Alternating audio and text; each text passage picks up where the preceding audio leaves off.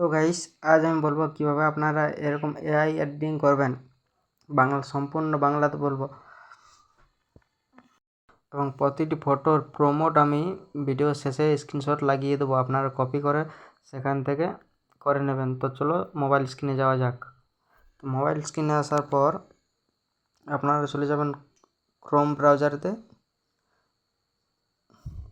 Chrome browser open করার পর এখানে লিখবেন জিমিনি এআই লেখার পর গুগল জিমিনিতে ক্লিক করবে।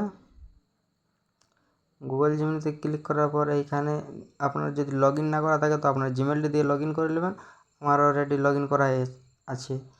তারপর এখানে প্লাস চিহ্নতে ক্লিক করবেন। প্লাস চিহ্নতে ক্লিক করার পরে ব্যানারের চিহ্নতে ক্লিক করবেন। ক্রিয়েট ইমেজে ক্লিক করার পর আপলোড ফাইলস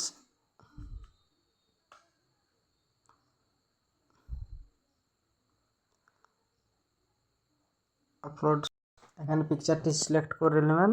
পিকচারটি সিলেক্ট করার পর যে প্রোমোটটি আমি এখানে দেবো সেটা আমার কপি করা আছে, এখানে পেস্ট করে দেবো।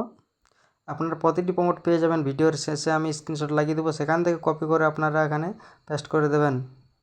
তো না টেনে ভিডিওটি সম্পূর্ণ শেষ পর্যন্ত দেখবেন। এখানে কিছুক্ষণ ওয়েট করবে, আপনার পিকচারটি এআই ক্রিয়েট করে দেবে।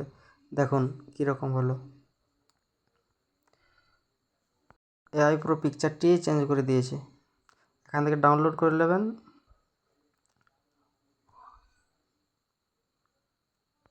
You can take a screenshot from here. Otherwise, you just have to take a screenshot from here. Then you can use this props by sharing it on Google Lens or by copying it, and you can generate your photos. You can convert them into trending photos. So guys, see you in the next video with such editing.